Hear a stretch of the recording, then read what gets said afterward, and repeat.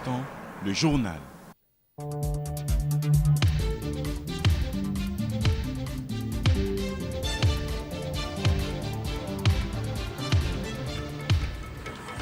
Le journal avec El Hadj Anis Amadou.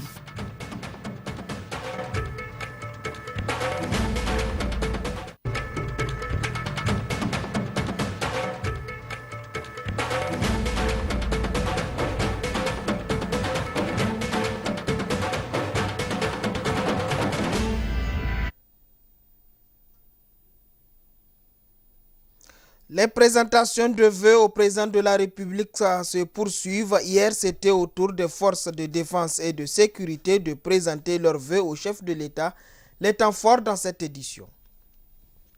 Séance de travail ce matin sur l'avant-projet de la stratégie de développement durable et de la croissance inclusive, une rencontre organisée par le ministère du Plan détaille dans cette édition.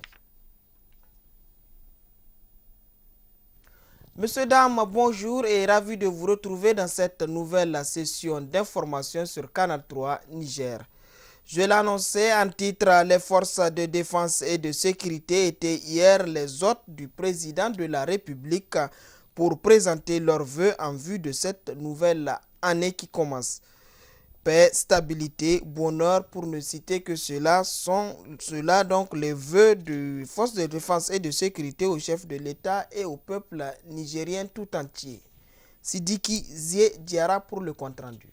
Après les leaders des partis politiques et opérateurs économiques, les corps habillés étaient également invités à présenter leurs vœux en cette nouvelle année. Avant d'entrer dans le vif du sujet, le président de la République, Issoufou Mahamadou, a demandé l'observation d'une minute de silence à la mémoire de toutes les forces de défense et de sécurité tombées sur les champs d'honneur. Dans une ambiance conviviale, le président de la République et gradés des différents corps se sont entretenus sur des questions liées à la vie de la nation. Ces derniers ont adressé des messages de vœux en cette circonstance allant à l'endroit de la nation et des FDS. Le vœu les plus ardents, c'est de voir la paix et la stabilité se renforcer au Niger pour permettre aux paisibles populations de vaquer librement à leur occupation. Nous saisissons aussi cette opportunité pour remercier très sincèrement le président de la République, chef de l'État, chef suprême des armées, pour tous les efforts consentis ayant permis de mettre nos forces de défense et de sécurité dans les meilleures conditions de vie et de travail. Que cette année soit une année pleine de bonheur, santé, prospérité à l'ensemble de nos forces de défense et de sécurité qui sont sur l'ensemble du territoire. Un exercice auquel se prêteront les acteurs de la société civile et syndicats, médias de la place dans la matinée du vendredi 6 janvier et dans la soirée, le cabinet de la présidence de la République. La salle numéro 4 du palais de congrès de Niamey a servi de cadre ce matin à l'ouverture d'une séance de travail sur l'avant-projet de la stratégie du développement durable et de la croissance inclusive. Cette rencontre est organisée par le ministère du Plan. Ousseina Harouna pour les détails.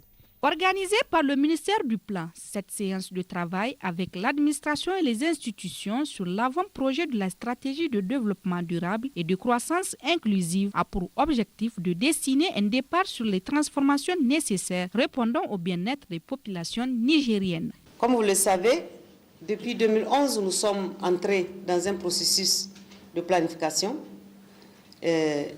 pour lequel nous avons eu déjà élaboré un PDS 1 qui va de 2012 à 2015 et que nous avons prolongé à 2016. Nous avons également engagé le processus d'élaboration de la SDDCI, et SDDCI qui est donc Stratégie de développement durable et croissance inclusive, Niger 2035. Cette SDDCI permettra au Niger d'être doté d'une vision à long terme de la société nigérienne et de son développement.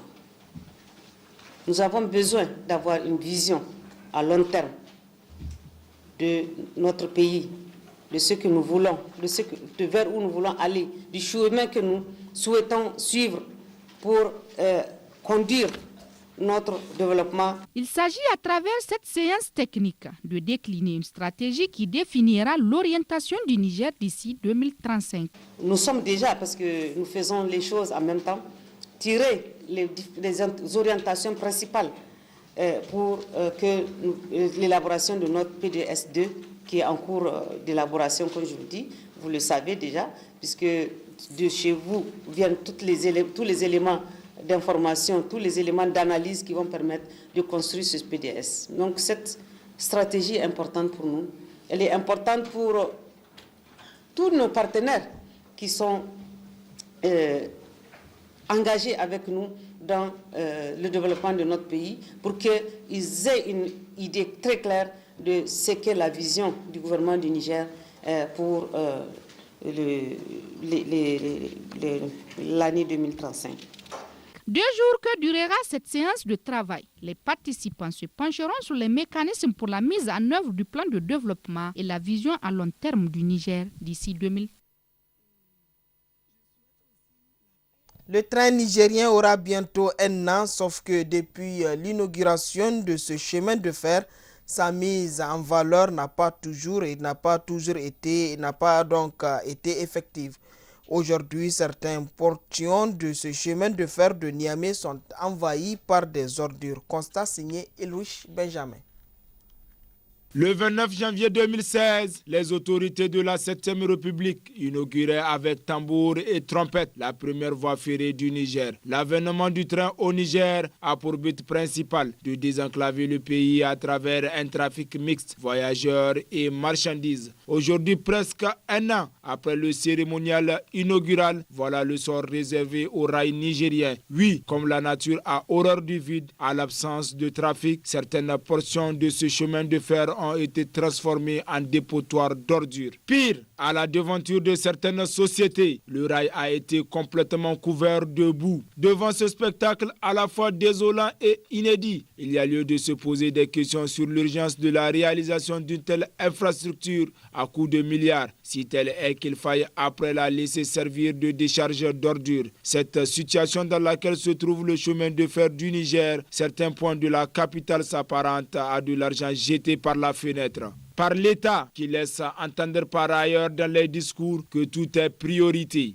Le sort du chemin de fer doit donc interpeller les autorités quant à sa mise en valeur, mais aussi sa préservation. Les populations doivent faire preuve de civisme en protégeant ces infrastructures réalisées à grands frais. Le feuilleton sur la fermeture de l'école Bédir continue de susciter d'inquiétudes des élèves et de l'ancienne administration.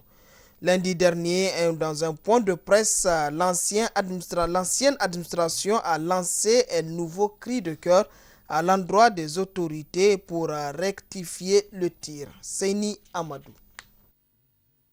Il s'est agi pour ces responsables de l'ancienne administration de l'école Bédir de faire la jeunesse de la dite école de sa création en 2003 à l'épisode douloureux qu'elle traverse depuis le 21 décembre dernier. Une école d'excellence plusieurs fois primée pour la qualité de son enseignement. De sa création en 2003 à la date de présent, le CSP Bédir compte à son actif 10 médailles de bronze, 8 médailles d'argent, 3 médailles d'or et 9 mentions spéciales du jury remportées lors des différentes compétitions internationales dans les pays comme les USA, le Nigeria, la Turquie, l'Azerbaïdjan, le Kenya, etc.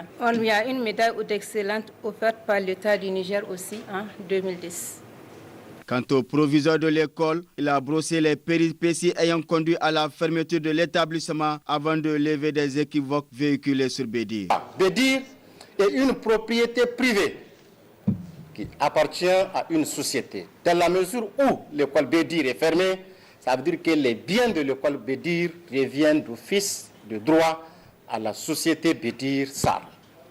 Pour le deuxième point, c'est par rapport aux frais de scolarité. Je précise ici, et je vais vous donner les brochures qu'on a distribuées partout, dans tous les services. Les autorités ont connaissance des frais de scolarité de Bédir. La particularité de Bédir, c'est que dans nos frais de scolarité, tout est inclus dedans. Lorsqu'un parent inscrit un enfant au complexe scolaire Bédir, c'est dans les frais de scolarité que l'école a sa charge donne la tenue aux élèves. L'école assure la restauration aux élèves. L'école donne tous les documents dont l'élève a besoin. C'est inclus dans les frais de scolarité. L'école assure, parce qu'à la fin de chaque évaluation, selon notre système de formation, les élèves faibles qui accusent des difficultés, on les relève de côté et des cours supplémentaires leur sont organisés par l'école et tout ceci est inclus dans les frais de scolarité de l'école. Et terminé par ce souhait. Il y a une démarche dans toute chose et la démarche a été biaisée. Nous voudrons juste le respect du droit et le respect de la propriété privée. La crise de l'école BD n'a pas fini de faire couler beaucoup d'encre et de salive avec une ancienne administration et des élèves qui continuent à s'inquiéter quant à leur sort et leur avenir scolaire. Volet reportage de cette édition, il fait partie de notre quotidien. Je veux parler des balais vendus sous plusieurs variétés. Le balai, outil indispensable pour la propriété de nos maisons, est de plus en plus utilisé comme objet de décoration. Reportage signé Fatimata Mamoudou et Ayao Kwekou. Qu'il soit de fabrication locale ou importée, le balai fait partie de notre quotidien. Le local est utilisé le plus souvent pour assainir la cour ou même sa devanture et l'importé, lui, est pour le ménage de l'intérieur de la maison. Dérivé d'une herbe spéciale, le balai local est cueilli, trié avant de subir une certaine préparation qui donne le produit final que vous voyez. Nous amenons notre stock de Malankwara et des fois de Karki Bongo. Moi, j'achète les tiges avec les femmes qui viennent de la campagne. Mais c'est une herbe qui pousse très facilement. Il suffit de verser quelques graines par terre. Une fois que nous avons les tiges, nous enlevons l'écorce. Nous trions pour enlever les fines herbes. Une fois triées, nous les attachons en petits tas pour les faire passer dans de l'eau à ébullition avant de mettre la couleur rouge et verte. Nous vendons l'unité à 200 ou 225 francs selon le prix que ça vaut au vide. Provenant des pays comme le Togo, le Bénin, la Côte d'Ivoire ou encore le Burkina, le balai importé est lui dérivé du palmier ou du cocotier. Le balai est un dérivé du palmier, comme les noix du palmier ou encore les tiges. Avec cela fait 11 ans que j'ai fait les va-et-vient entre le Niger et le Togo. Depuis quelque temps, le balai ménager n'est plus qu'un outil pour faire le ménage. Aujourd'hui, il est de plus en plus utilisé comme objet de décoration assez original. L'idée m'est venue à partir du moment que nous sommes dans un centre artisanal. Donc, pourquoi ne pas essayer avec nos produits locaux, les transformer et en faire de la décoration. C'est à partir de là que j'ai essayé le balai. Je le peins, je lui mets des perles, des coris et ça devient un bouquet de fleurs. Le commerce du balai est une activité plus ou moins féminine. Un commerce qui a de beaux jours devant lui, même si nos balais traditionnels font face à une grande concurrence des balais industriels. Et c'est la fin de cette édition, messieurs, dames, à toutes et à tous. Merci d'avoir suivi et passé d'agréables moments en compagnie de la télé, tout simplement. Au revoir.